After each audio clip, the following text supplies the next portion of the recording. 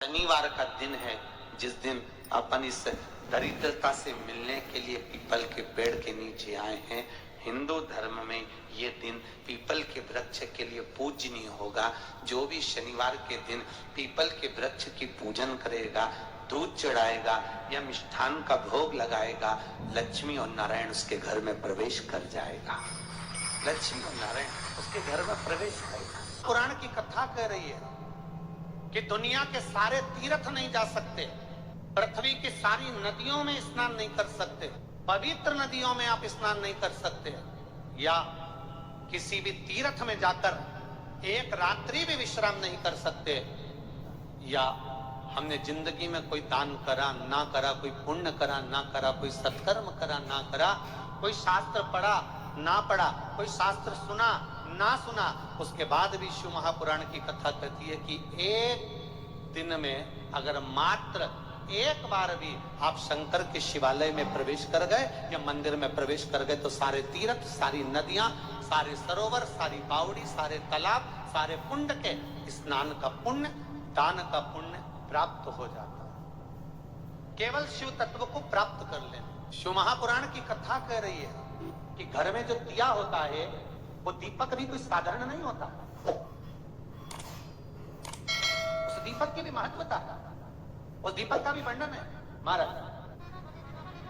एक बात और बहुत अच्छे से सुनिएगा, शायद आपकी जिंदगी को सवार, शायद आपके जीवन को सवार। मेरी जीजियों, मेरे जीजाओं, मेरी बेटियों, बेटाओं, कभी मौका लगे शंकर भगवान के शिवलिंग के पास में आप बैठे हैं, यहां तक शास्त्र कहता है कि घर में अगर किसी को बहुत तेज बुखार आ गया है, बहुत तेज बुखार, और बच्चा उस बुखार में तप रहा है, बहुत तप रहा है, महाराज तुम जिस दिए में भगवान की आरती उतारते हो, जिस दिए से तुम भगवान की पूजन करते हो, कभी मौका लगे और आप पूजन करने के लिए गए,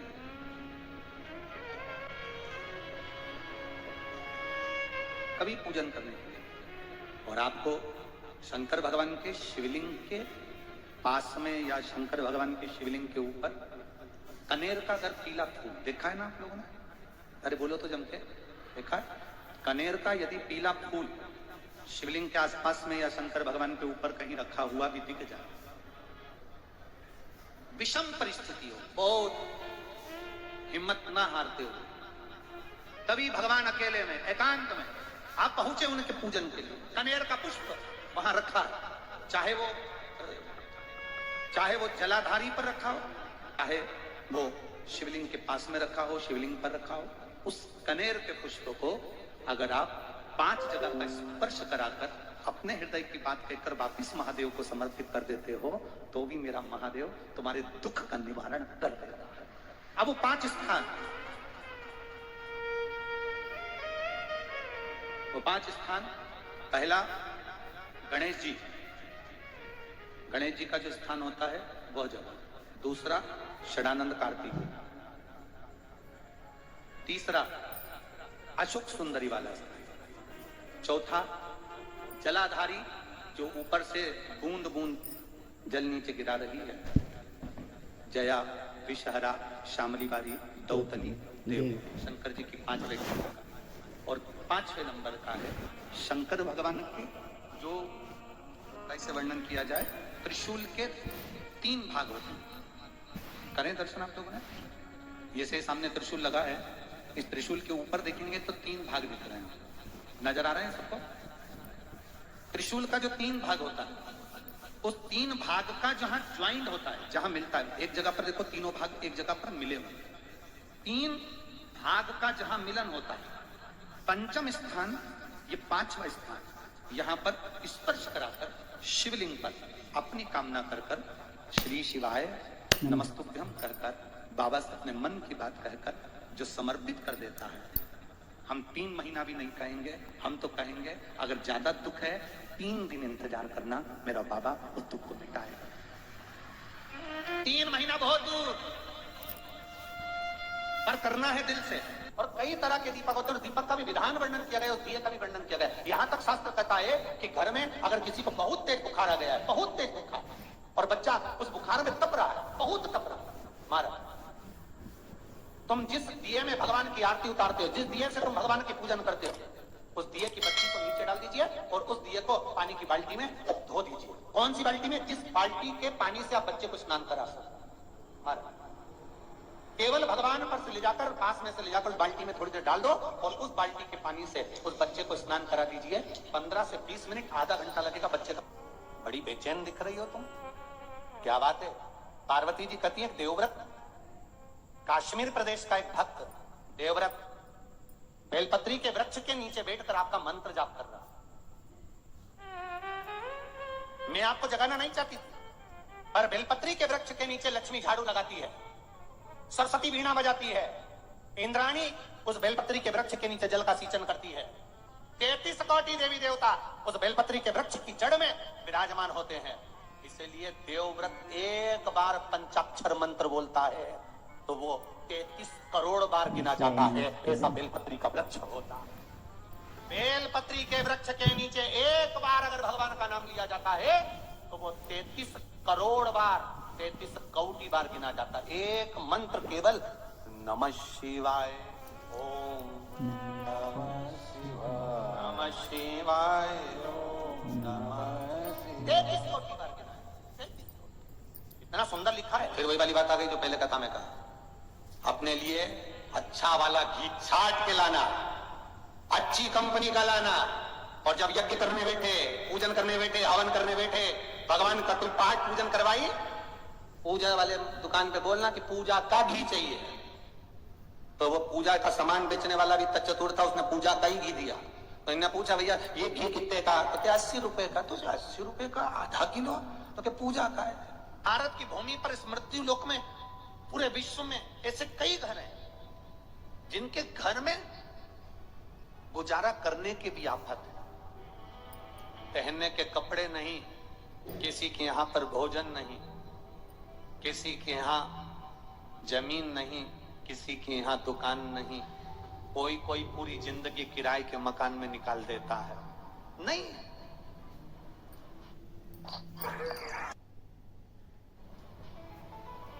मेरा एक निवेदन है, इस कथा को जितने छत्रपति संभाजी नगर के श्रोता भाई बहन श्रवण कर रहे हैं उनसे निवेदन करूंगा, आप हाथ का ठेला लगा रहे हो, सब्जी का ठेला लगा रहे हो, फल का ठेला लगा रहे हो, धक्के की जिंदगी जी रहे हो, दरवाजे पर बैठे हो, कहीं ना कहीं तुम दास्य भाव की जिंदगी जी रहे हो, तकलीफ में जिंदगी जी रहे हो, बहुत दुख की जिंदगी जी रहे हो, बहुत कष्ट की जिंदगी जी रहे हो, उनसे केवल निवेदन करूंगा 3 महीने 2 जगह पर जल चढ़ाना प्रारंभ कर दीजिए। केवल 3 महीने, एक शंकर भगवान के शिवलिंग पर, दूसरा बेलपत्री के पेड़ के नीचे, 2 जगह पर जल चढ़ाना 3 महीने लगातार चालू कर दो। बाबा तुम्हारा हाथ पकड़कर तुम्हें उन्नति की सीढ़ी पर चढ़ा देगा। हमें कोई चमत्कार करना नहीं आता, और ना हम कोई तंत्र विद्या या मंत्र विद्या जानते हैं, ना हमारे पास में बेल है, ना हमारे पास में भभूति है। हमारे पास में तो केवल शिव का नाम है। आप श्री शिवाय नमस्तुभ्यम बोलो, ओम नमः शिवाय बोलो, नमः शिवाय बोलो, चाहे महामृत्युंजय मंत्र बोलो, उसका स्मरण करते करते भगवान शंकर के शिवलिंग पर जल, और उसी पात्र में जो जल तुमने शंकर जी को चढ़ाया है उसमें से बचा हुआ थोड़ा सा जल बेलपत्री के पेड़ के नीचे चढ़ाना प्रारंभ कर दो। अलग से बेलपत्री के पेड़ के नीचे चढ़ाने के लिए अलग से लोटा भर के जल जरूरत नहीं पड़ेगी। जो तुमने शिव जी को जल चढ़ाया, जो तुमने देवाधिदेव महादेव को जल चढ़ाया, बस उसी पात्र का जल शंकर जी को चढ़ाओ, उसमें से बचा हुआ थोड़ा सा जल बेलपत्री के वृक्ष के नीचे चढ़ाना प्रारंभ करना।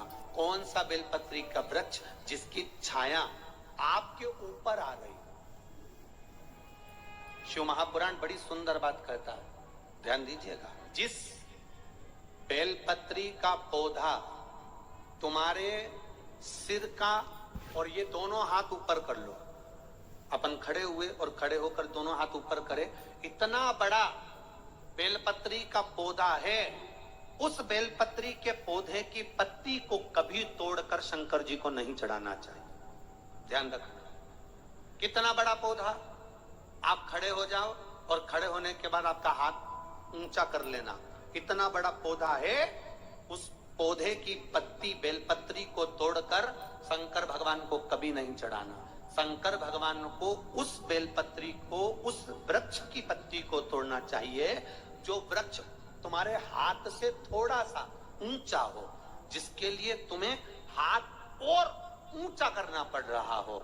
जैसे एक बच्चा अपनी माँ की गोद में बैठने के लिए दोनों हाथों से उचकता है, आवाज लगाता है, उचकता है, आवाज लगाता है, हाथ ऊपर करता है, तो माँ उस बच्चे को गोदी में ले लेती है। उसी तरह उस बेलपत्री के वृक्ष की पत्ती तोड़ना चाहिए जिसने थोड़ी उन्नति कर ली हो, जो थोड़ा ऊंचा हो गया हो। तुम उसको पाने का प्रयास करो तो भगवान भी तुम्हें अपनी गोदी में ले ले। ऐसे वृक्ष की पत्ती। अब तुम छोटा सा पौधा, बिल्कुल जरा सा पौधा, उसी की पत्ती तोड़कर महादेव को चढ़ाओगे, ये श्रेष्ठता नहीं। यदि बेलपत्री का पेड़ आपके यहाँ है और मान लो कई लोग बेलपत्री गमले में लगाते हैं या छत के ऊपर लगा देते हैं, बेलपत्री का वृक्ष जो होना चाहिए वो घर के ठीक पीछे के भाग में, पीछे के। या बेलपत्री का वृक्ष अगर पीछे नहीं है तो आप अपने घर से जब बाहर निकलते हैं तो राइट हैंड की ओर बेलपत्री का वृक्ष होना चाहिए। आप जब घर से प्रवेश कर रहे हैं, बाहर की ओर निकल, वो सुख का अनुभव करें। यदि घर से निकलते समय बेलपत्री का पेड़ लेफ्ट में अगर आता है, आप जिस घर से निकल रहे हो लेफ्ट में अगर बेलपत्री का पेड़ आता है तो आप 1 रुपए कमाएंगे, 1.25 रुपए खर्च होगा, पैसा हाथ में टिकेगा नहीं।